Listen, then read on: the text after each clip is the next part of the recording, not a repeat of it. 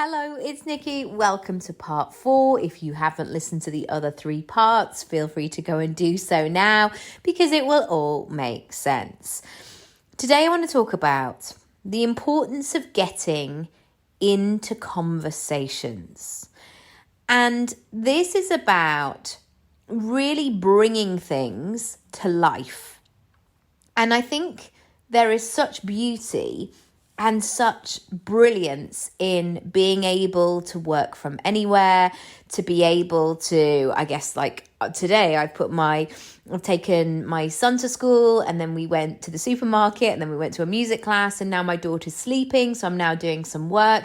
That's a really great thing, that I can just sit down at a laptop and do some work and create and make money. That's a lovely, brilliant thing. But it does mean, if I'm not conscious, that I could work independently a lot. And I always endeavor, whatever I'm doing, to get into conversation, because it's so easy to almost wait for people to come to you. And yes, there would have been back in the day where you just Google something in your local area and then you would just book that thing. But we know that the internet, we know that the world is very busy. And so you have to be in conversation.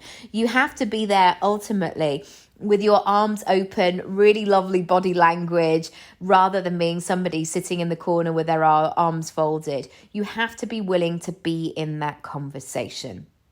And so the task that I had when I'd qualified as a coach was to get into conversation and not restrict myself on what that would look like. And that can feel scary sometimes. That can feel like you're doing things that you're not really sure about or how it's going to be responded to. And therefore, you want to keep yourself safe. You want to keep yourself in a really comfortable bubble.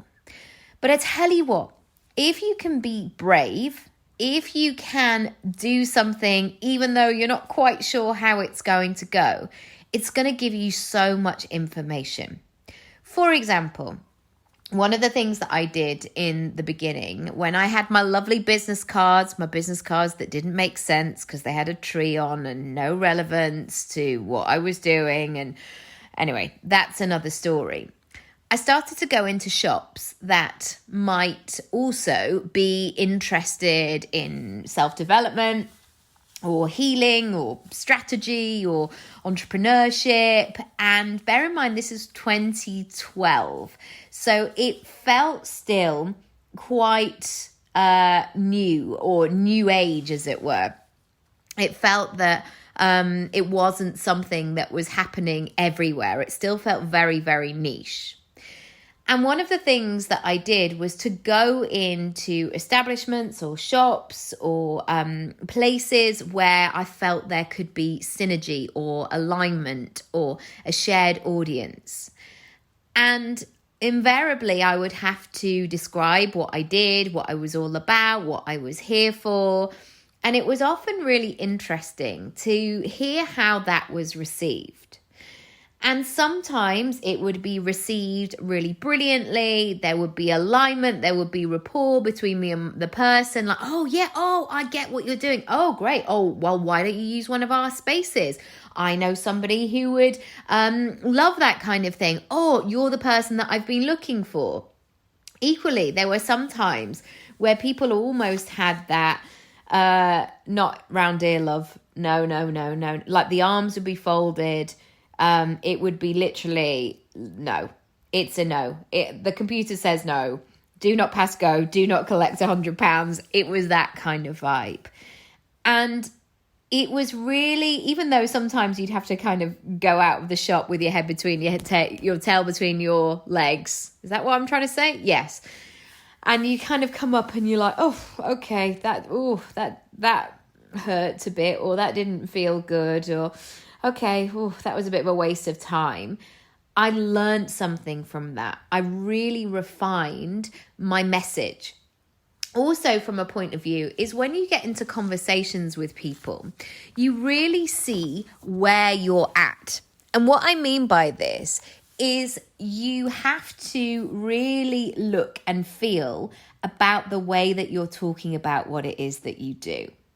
So in the beginning, when I started talking about it, I would mumble, or I would go over my words, or I would play things down, or do that sense of like, I'd go around the houses, or I'd make a joke, or things would just not be free flowing. And what that told me was there is more work to do here. This is not fully formed yet. This needs some time and some attention and a sense of spending some more time in this space. And what I had to do within this as well is to do it without judgment.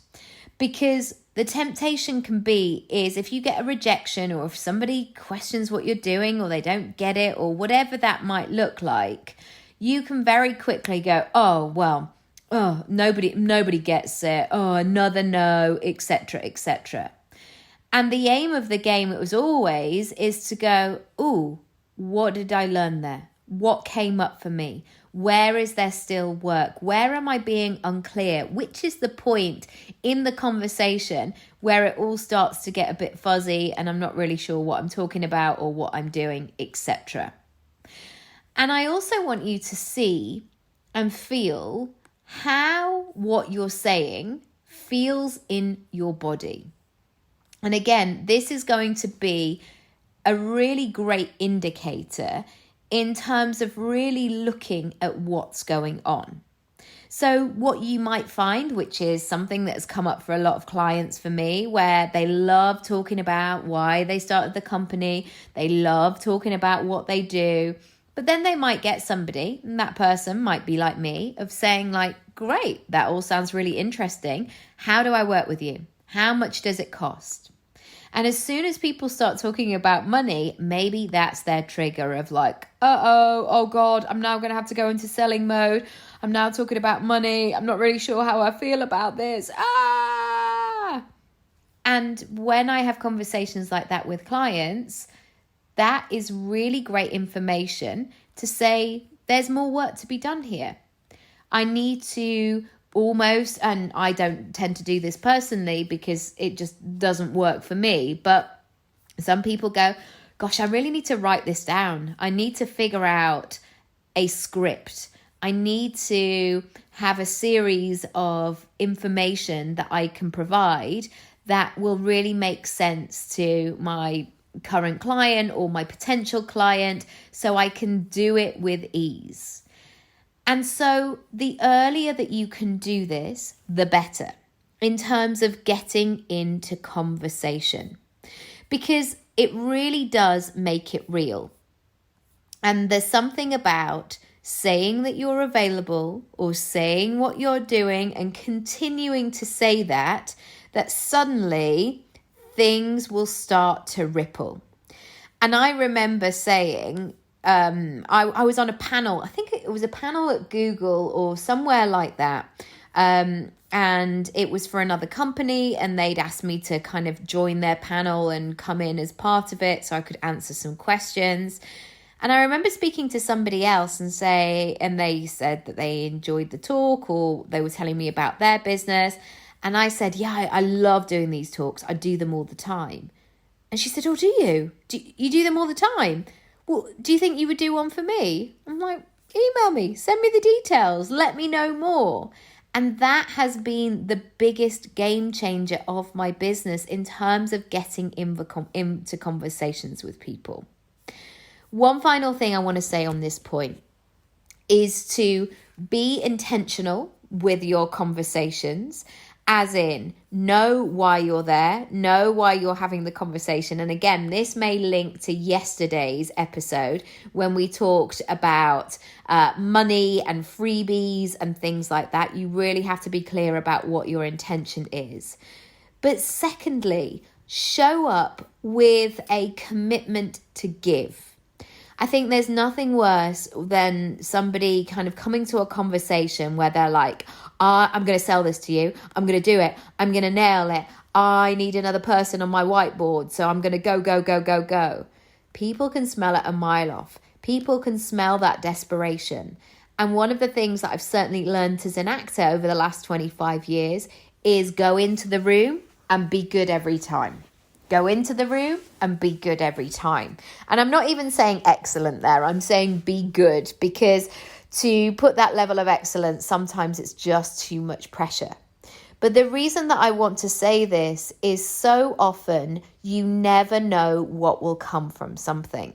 So if you are just very clear about why you're getting into conversation, why you're there, why you're doing the thing, it will allow you to be in flow. It will allow you to be open. It will allow you not to be stuck, and instead to open yourself up and be in that conversation. And I've also seen that this works so many times. The number of times where I've been called in as an actor, and then suddenly they might say, oh, we're not actually sure now we've met you if you're right for this role. Would you consider reading for something else?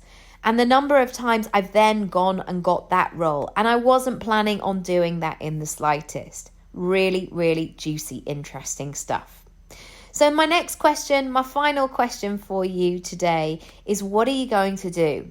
Who do you need to get into conversation with? Maybe there's somebody in your network that you know already, and maybe they offered you some help, or said, oh, we should go for a coffee or something sometime. Follow it up and be in the room, be in the conversation.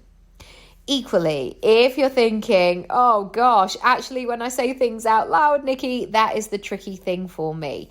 This is what I do with clients. So do book one of my pick and mix sessions, nikkiraby.com/sessions, and let's make it real together before you have to, I guess, kind of go out and sell and do all of the things. I would absolutely love to help you. So do get in touch, find out the next availability, and it would just be such a delight to be able to do that. That's it for today. If you haven't checked out the freebies page, do so, nikkiraby.com/freebies, and I'll see you tomorrow. Lots of love. Bye.